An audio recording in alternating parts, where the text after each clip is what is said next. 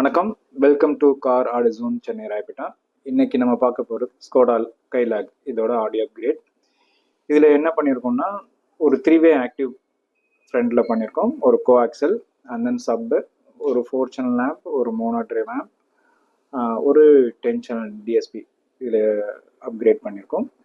இதில் என்ன பிராண்டுன்னு பார்த்தீங்கன்னா, ஆல்பைனோட PXE-R100-8 ஒரு 10 சேனல் டிஎஸ்பி, ஹைரிஸ் டிஎஸ்பி இதில் யூஸ் பண்ணியிருக்கோம்.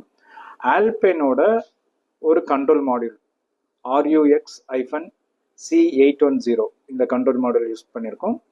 ப்ளஸ் ஆல்பைனோட DP2-653 ஒரு ஆக்டிவ் காம்போனன்ட் இது யூஸ் பண்ணியிருக்கோம். அண்ட் தென் ஆல்பைனோட ஒரு கோஆக்சல் டைப் எஸ், அதோட கோஆக்சல் வந்து 6.5 இதில் யூஸ் பண்ணியிருக்கோம். ப்ளஸ் ராக்ஃபோர்ட் ஃபாஸ்கேட்டோட 4 சேனல் லேம்ப் R2-500x4 இந்த ஆம்பிளிஃபையர் வந்து பவர் பண்ணியிருக்கோம். ப்ளஸ் ஒரு ராக்ஃபோர்டோட மோனோ ட்ரைவ் ஆம்ப், அது பார்த்தீங்கன்னா R2-500x1 ஒரு மோனோ ட்ரைவ் ஆம்ப் யூஸ் பண்ணியிருக்கோம். அண்ட் தென் ராக்ஃபோர்ட் ஃபாஸ்கேட்டோட ஒரு 12 inches சப் P2D412 அந்த இதுதான் மாடல் நம்பர். இந்த சப் இதில் யூஸ் பண்ணியிருக்கோம்.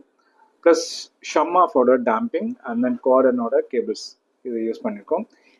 இந்த கார் நம்ம எப்படி ஒர்க் பண்ணியிருக்கோம், ஏப்புலர் எப்படி ஒர்க் பண்ணியிருக்கோம், அண்ட் தென் சப்வூஃபர் எப்படி இன்ஸ்டால் பண்ணியிருக்கோம், ஆம்பிளிஃபையர் நம்ம எப்படி கஸ்டமைஸ் பண்ணியிருக்கோன்றது இந்த வீடியோவில் ஃபர்தராக பார்க்கலாம். இப்போ இந்த காரில் பார்த்தீங்கன்னா கம்ப்ளீட்டாக பூட் ஒர்க் பண்ணியிருக்கோம். இந்த சப்வூஃபரை வந்து ஸ்பேர் வீலில் கஸ்டம் பில்ட் பண்ணியிருக்கோம் using fibre class material. Plus இந்த சப்வூஃபர் தவிர ஆம்பிளிஃபையர், டிஎஸ்பி ரெண்டு ஆம்ப்பு, டிஎஸ்பி ரெண்டுமே வந்து லெஃப்ட் ஹேண்ட் சைடில் கஸ்டம் பில்ட் பண்ணி அங்கே ஃபிக்ஸ் பண்ணியிருக்கோம் வித் இலுமினேஷன். இந்த காரோட பூட் ஸ்பேஸ் வந்து கைலாகோடது ரொம்ப சின்ன சைஸ் தான், எல்லாருக்குமே தெரியும்.